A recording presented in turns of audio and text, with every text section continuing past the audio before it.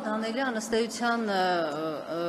Գևորգ Պապոյանը չի հերքում այն տեղեկությունը, Մարիա Կալասի այսօր հայտնած, որ հենց Հայաստանի կառավարությունն է դիմել իրենց, այսպես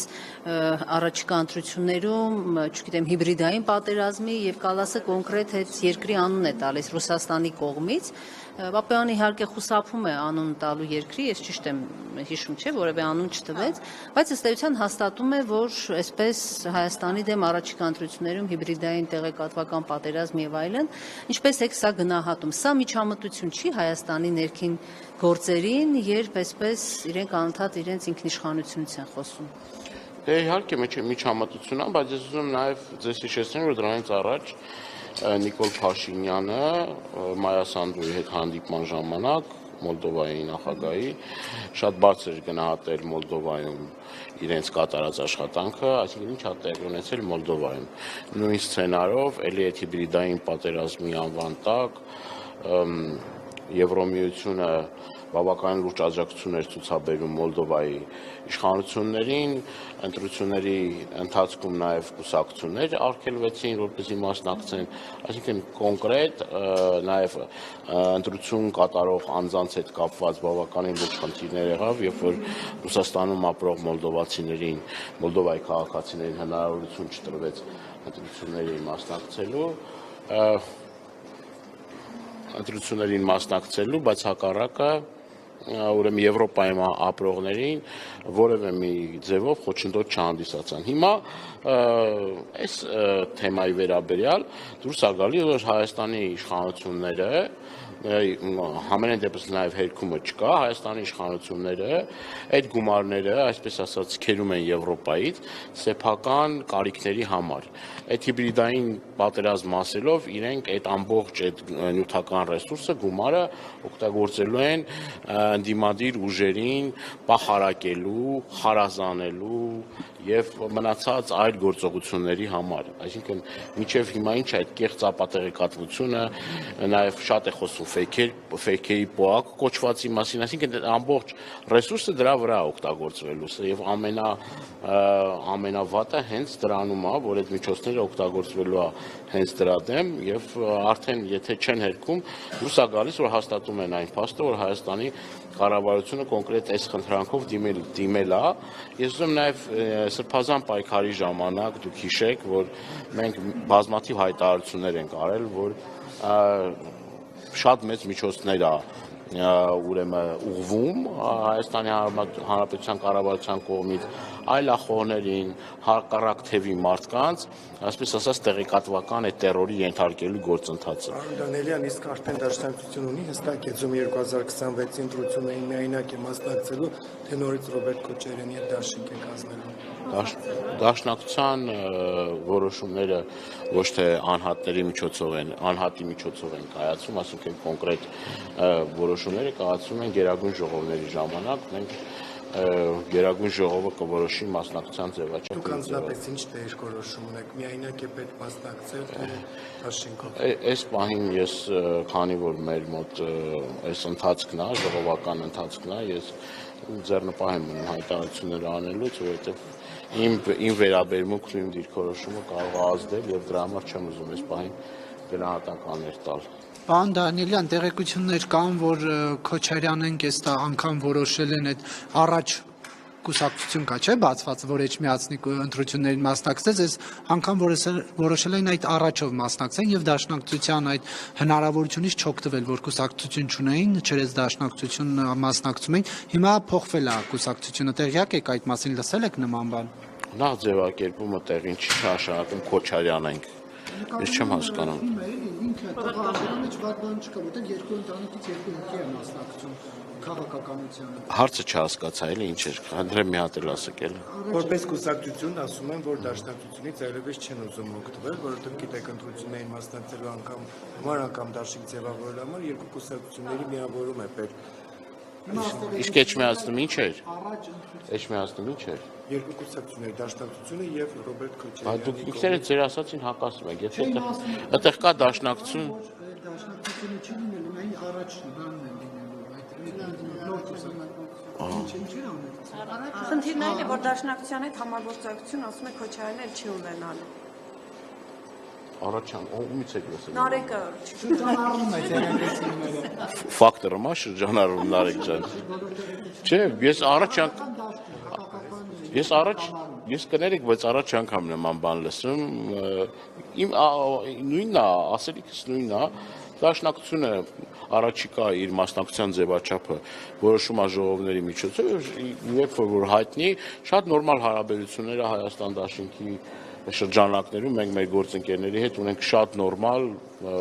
հարաբերություններ, որևէ մի խնդիր չկա այս պահով, բայց ընտրությունների ձևաչափը կորոշվի ժողովի ժամանակ։ Պարոն Դանիելյան, իշխանականները ասում են, քիչ առաջ Գևորգ Պապոյանն էլ հայտարարեց, որ ընտրություններից առաջ Հայաստանին անհրաժեշտ է Եվրամիության փորձը ընտրություններում այսպես հնարավոր կեղծիքների եւ այլ գործողություններից խուսափելու համար, այսինքն շատ կարևոր է կներեք հազար ներողություն Եվրամիության որ պետության փորձը, Ռումինիայի փորձը, որ ընտրվել էր նախագահ եւ սահմանադրական չեղյալ էին ճանաչել, հետո սահմանադրական դատարանով, եթե չեմ սխալվում, էլի հաղթել էր, բայց չեն թողել, որ մարդը լինի Ռումինիայի նախագահ, պատճառը հետեւյալն էր, եթե էլի չեմ սխալվում, ասել էին, որ Ռումինիայի նախագահը դրական վերաբերմունք ունի Վլադիմիր Պուտինի նկատմամբ։ Եթե համարում եք եվրոպական փորձը, այս Ռումինիայի փորձը, սա իրանց համար ճիշտ է, իրանց սրտով կլինի, որովհետև իրենք ընտրություններին հաղթելու իմ գնահատմամբ շանսեր չունեն եւ իրենք ամեն կերպ ամեն ինչ անելու են, որպեսզի հետ ընտրական այդ փուլում էլ, եթե ուրեմն այն սցենարին, որ ես ասում եմ, լինի, կարա նույն ռումինական սցենարը կիրառեն, ասեն մենք չենք ճանաչում ընտրությունների արդյունքները։ Բայց իրենք ասում են Հայաստանի դեմ հիբրիդային պատերազմ տարվում է եւ ընտրությունների նախաշեմին դա ավելի կակտիվանա եւ այդ համատեքստում է աջակցությունը։ Այդ հիբրիդային ասելով մենք ինչ ենք հասկանում։ Հասկանում ենք, որ ենթադրելի է, որ այդ հիբրիդային պատերազմ ասելով ասում են Ռուսաստանի նկատմամբ, չէ՞։ Հա, Ռուսաստանի նկատմամբ։ Հիմա եթե դա Ռուսաստանի չի, այսինքն ուրիշ մի երկրից, դա հիբրիդային է, թե հիբրիդային չի։ Հիբրիդային է, թե հիբրիդային չի։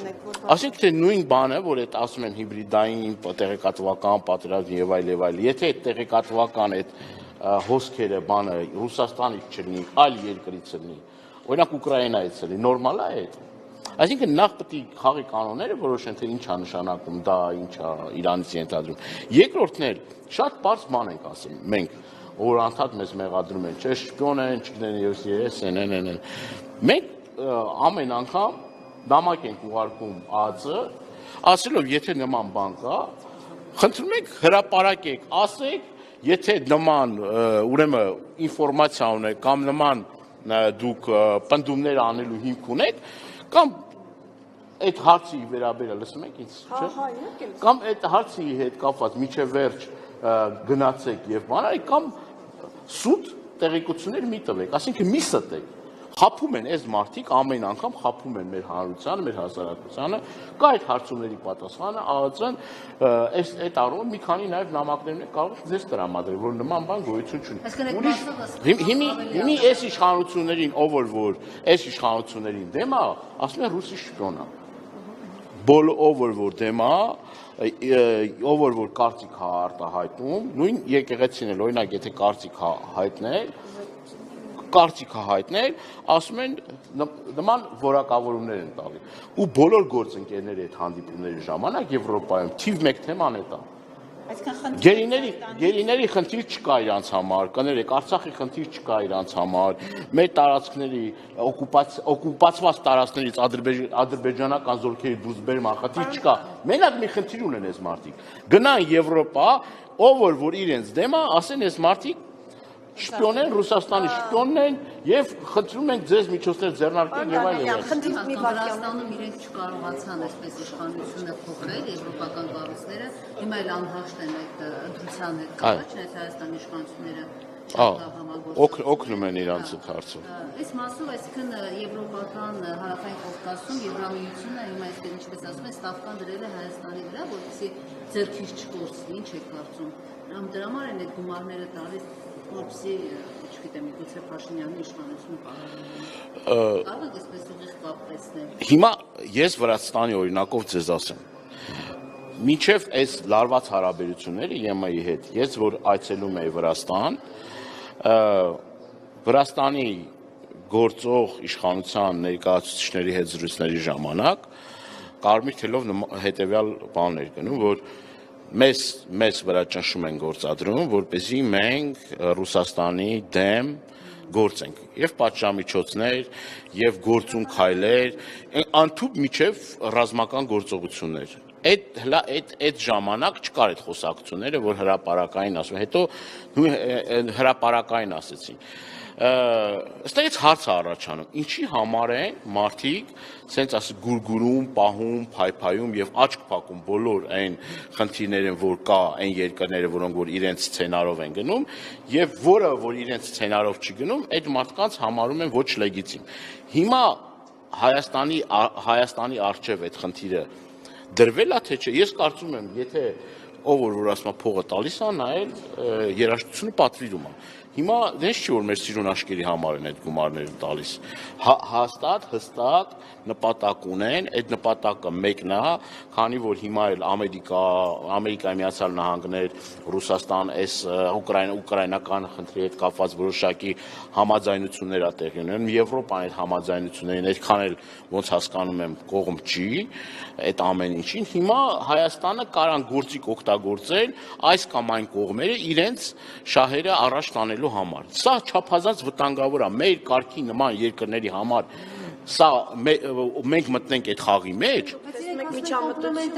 Դե կոմպլիմենտար քաղաքականություն դա չի ենթադրում, որ դու պիտի գործիք դառնաս այլ երկրների դեմ մղվող պայքարին։ Այդ գործիքը չի դարել Վրաստանը։ Այդ գործիքը Վրաստանը չի դարել։ Կարար դառնալ, չի դարել, որովհետև ասում է, բան արի, գնացեք մի 2-3 օր կկռվեք, այնտեղ պարտիզանական կռիվներ կանեք, բան կանեք, դա բան է, պետք է, կարևոր է, բայց մարդիկ ասեն այդ 2-3 օր կռվելը մեր երկրի։ Պարոն Դանիելյան, դուք խնդիր տեսնում եք, որ Հայաստանը ունի ընտրություններից առաջ Եվրամիության աջակցության կարիքը։ Դուք այստեղ որևէ խնդրահարություն տեսնում եք։ Եվրամիության կարիքը։ Նախընտրական փուլում ընտրություններից առաջ ունի այդ կարիքը կամ դիմել է այդպես տեղեկություն։ Հարգելիս, ես մինչև հիմա ես խնդիր եմ տեսնում, որ մինչև այս պահը նույն եվրոպացի մեր գործընկերները հստակ գնահատական չեն տվել Հայաստանում տիրող բռնաճնշումների հետ կապված։ Կան քաղբանտարկյալներ Հայաստանում, իրավապահ համակարգը գործում է ոնց ուզես, ոնց սիրտը տա, տենց էլ գործում է։ Այսօր քաղաքական հայացքների պատճառով 60-ից ավել անց գտնում է կամ քրեակատարողական հիմնարկներում, կամ անազատության մեջ, կամ այլ ուրեմն այլ կալանքի միջոցներ։ Այս ամեն ինչի վերաբերյալ այդ մարդիկ կարծիք ունեն, թե չունեն։ Մասնավոր զրույցներում կարծիք ունեն։ Ես էլ մասնավոր զրույցներ եմ ունենում, ասում են կարծիք, հա, ճիշտ է, լավ չի, խնդրահարույց է, եկեղեցու հետ կապված ասում են, մենք ապշած ենք, ոնց կարա նման բաներ լինի, սենց լինի, նենց լինի, բայց այդ ընդհանրապես մասնավոր զրույցներում ասում են, դե քանի որ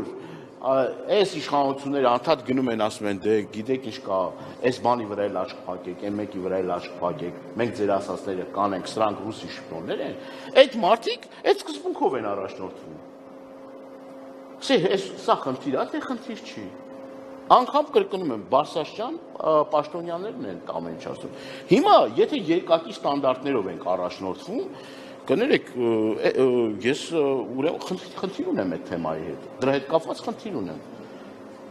Բայց այն փաստը, որ երկակի ստանդարտներով են առաջնորդվում, դա ավելի քան ակնհայտ է։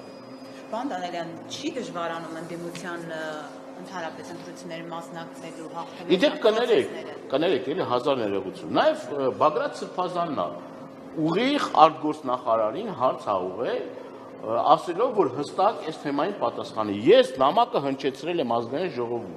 որ գնում են այստեղ դիվանագետների հետ հանդիպում են, տարբեր պաշտոնյաների, ավել պակաս բաներ են ասում, թող իրաց ասածները կարենան գոնե նվազագույն այդ շեմը կարա հաղթահարի։ Չի հաղթահարում եւ դրա համար ես երավիճակի մեջ ենք գնում, այս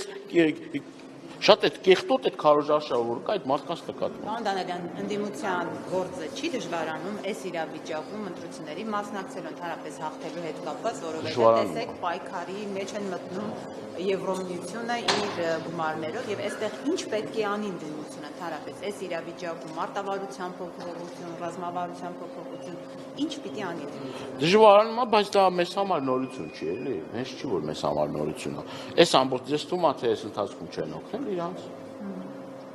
Չեն օգնել, իհարկե օգնել են։ Բաց այդ բանը չեն խոսել, որ գալիս ենք, պայքարենք Դե ապատեղեկատվության դեմ։ Դե գիտեք ինչ, բացահայտ չխոսելը, որ եթե օրինակ ամիսներ առաջ ազգային ժողովի մոտ այդ նռնակներ են գցել, չէ՞, մարդկանց վրա մեր ընկերները տարբեր վնասվածքներ են ստացել, բան են ասել։ Այդ ժամանակ ինչա բան էին անում, քննադատում էին կամ ասում են, sense խնդիր կա, խնդիր չէին տեսնում, աչքերը փակել էին, ականջները փակել էին,